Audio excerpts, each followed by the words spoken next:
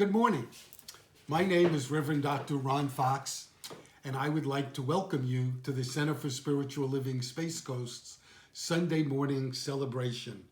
And as we've done before, we're going to begin with my gorgeous wife, Becky, who's a practitioner emeritus, praying us in. But before Becky does that, I would like to first say Happy Mother's Day to all of you mothers, grandmothers, stepmoms, wherever you are and whoever you are. This is your special day, and we salute you. We're going to begin today with a reading from Rumi, and then we'll go into the silence for a little bit, and then Becky will pray us in. You were born with potential. You were born with goodness and trust.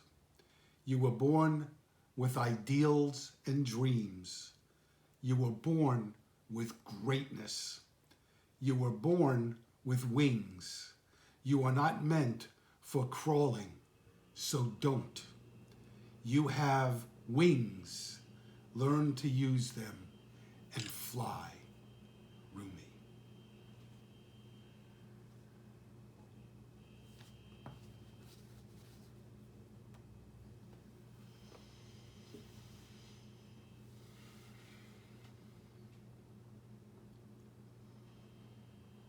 And so from this place of joy, love, infinite peace, and just recognizing that this infinite power is all around us, it's here within us. This wonderful divine power that is our core, our essence. And I'm knowing my oneness in it, as I'm knowing that each person has within them this wonderful, divine, infinite love. And so knowing this, I'm realizing for each one of us this infinite love that is right here expressing through us, for us, and as us. I'm also knowing that this infinite power is right here expressing itself so easily and effortlessly through Reverend Dr. Ron's message this morning, that it fills us with joy, it fills us with love, and just a knowingness of who and what we truly are. Spirit having this human experience. And so I'm knowing for each person who is watching this video that this love is reaching out to all who is here, all who is witnessing and experiencing this wonderful energy of love. And so I'm knowing that as this morning unfolds, it is unfolding in divine perfection, divine order. And so I just release it, just know that it is done. And so it is. So it is. Thank you, Becky.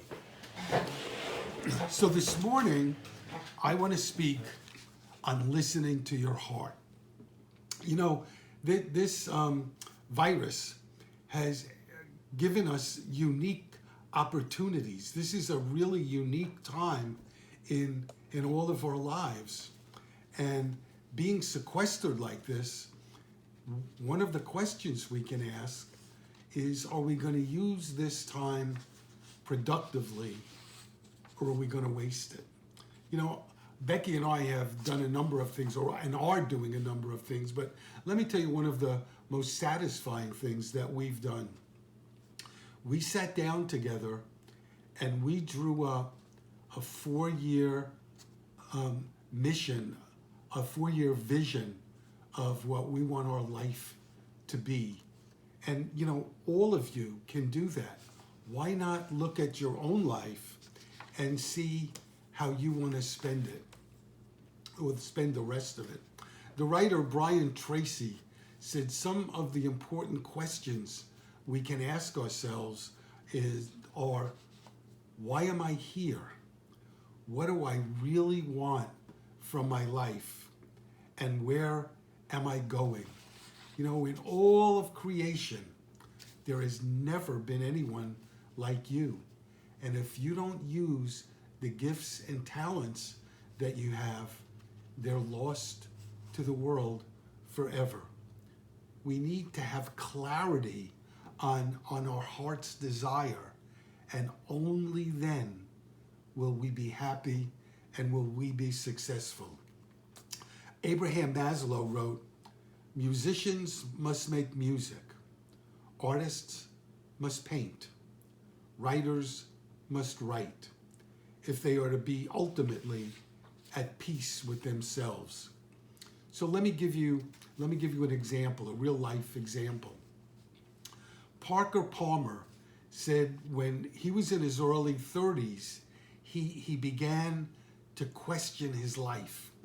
He was teaching at a university, and it just wasn't fulfilling for him anymore. And he had this voice within that would tell him he really needed to do something else, but he didn't know what it was.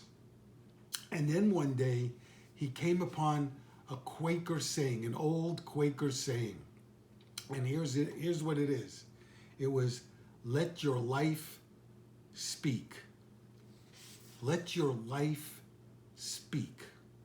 And what that meant to Palmer was, let your highest truth and values guide you. Let your highest truth and values guide you.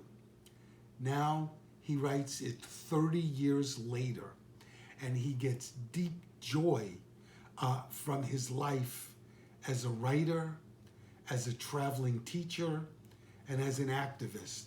And he sees his vocation as a gift. It's his true self emerging.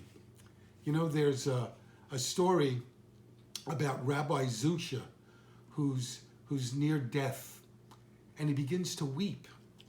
And one of his students says, you've lived such an exemplary life. Why are you weeping? And he says, because I know in the next life, they're not going to ask me, why were you not like Moses? They're going to ask me, why were you not Zusha? And the point is that our highest calling is to grow into our selfhood, no matter what anybody else thinks. The writer Stephanie Zamora says, each of us were put here for a reason. We each have a unique personality, unique skills, unique passions, a unique point of view, and we were meant to do unique work in this life. So we need to show up and do what we're called to do. How do you do that? Find out what lights you up and go do it. You know, the fact is, we're not going to all be Martin Luther King Jr. We're not all going to be Mother Teresa, but we can do what makes us feel good and what makes us feel useful. You know, the fact is, the world needs good parents. The world needs plumbers. The world needs hairdressers. The world needs friends. Look around you today. Doctors, nurses, grocery store clerks, sanitation workers. They're all heroes. They've all stepped forward. All callings make some contribution to the world. That's why they matter. And that's why they're meant to be shared. You know, years ago, I read a fable about a man who makes it his life's work to find truth, to seek out truth. So for his entire life, he travels all over the world looking for truth, and he never finds it.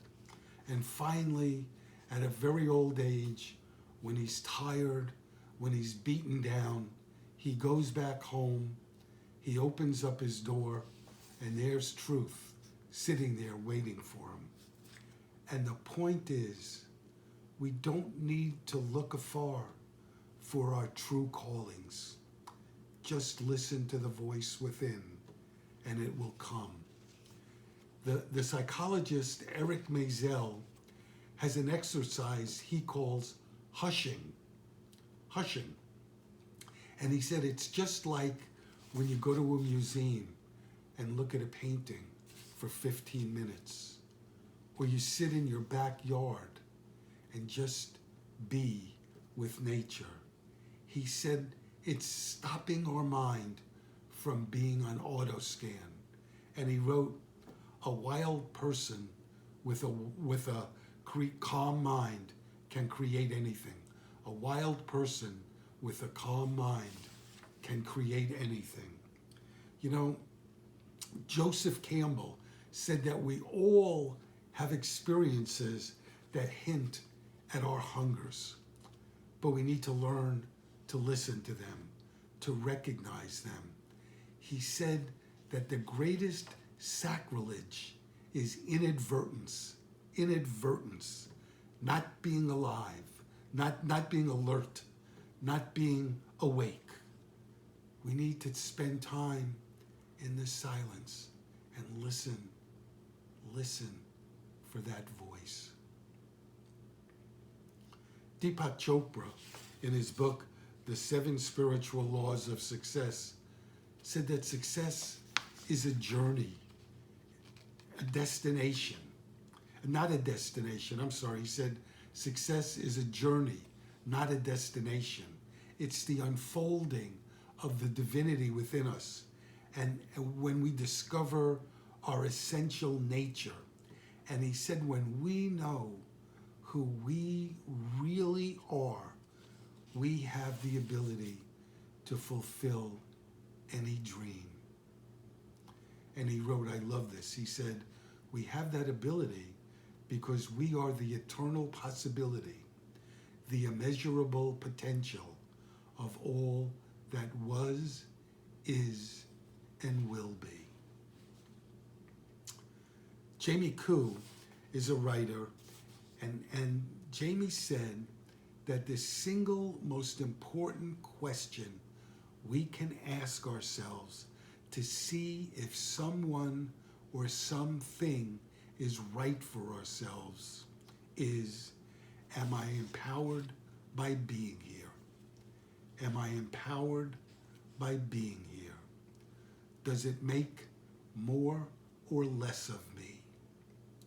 You know, don't let other people make decisions about what your life is going to be. It's your life. It's not their life. Do what makes you alive. Do what makes you happy. You don't need to please anybody else. As Ernest Holmes, the founder of the Centers for Spiritual Living, wrote, you need not ask what others have done or how they have done it. Be yourself and express life as you find it. Never imitate. Trust the self. The late great Unity minister Eric Butterworth wrote that we're all instruments of creative potential. And he said we draw to us experiences that bless us or make us a blessing.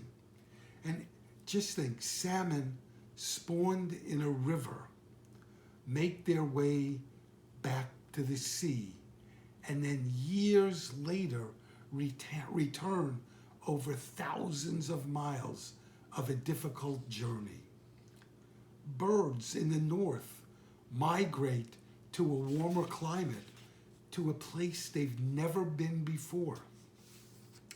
That guidance is available to you and to me. Guidance isn't a special act of God. It's divine and it's natural. In the Course of Miracles, it says, who would attempt to fly with tiny wings of a sparrow when the mighty power of an eagle has been given them?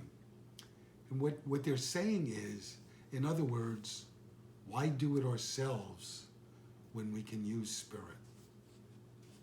So on this Mother's Day, I want to end with a really wonderful story about a mother's love.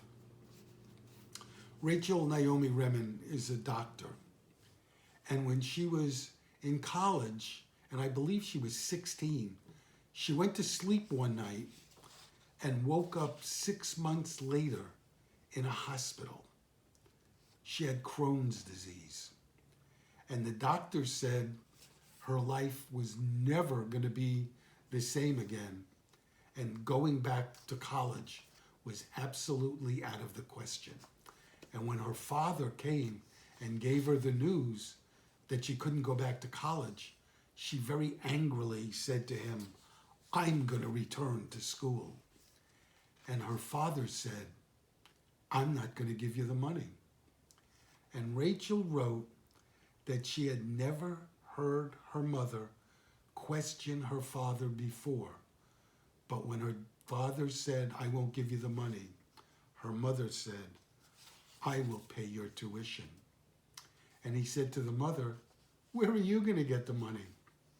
And she said, "I have a secret bank account.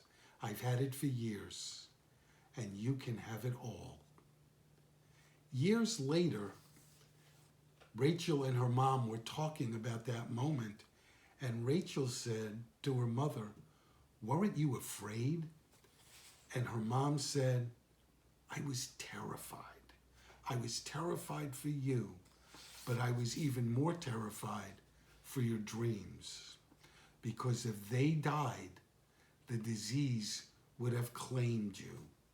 If others had chosen your life for you, you might have stopped right there, frozen and bitter, always wondering if you could have done it.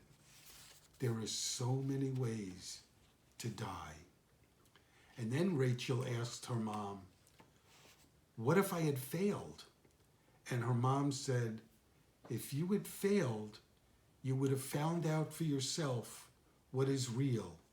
Then in time, you could have accepted it and you could dream again." Isn't that a beautiful story? And let me tell you what Rachel wrote. She said, "Blessing a life in someone usually requires a deep respect for their uniqueness, an openness to allowing them to uncover who they are rather than shaping them into who we want or need them to be. We cannot strengthen someone and violate their integrity at the same time." I want to close this morning with a reading from Ernest Holmes. It's titled, "Be Still and Know." "Be still and know that I am God. I am still in thy presence. I am quiet and peaceful, for I put my trust in thee.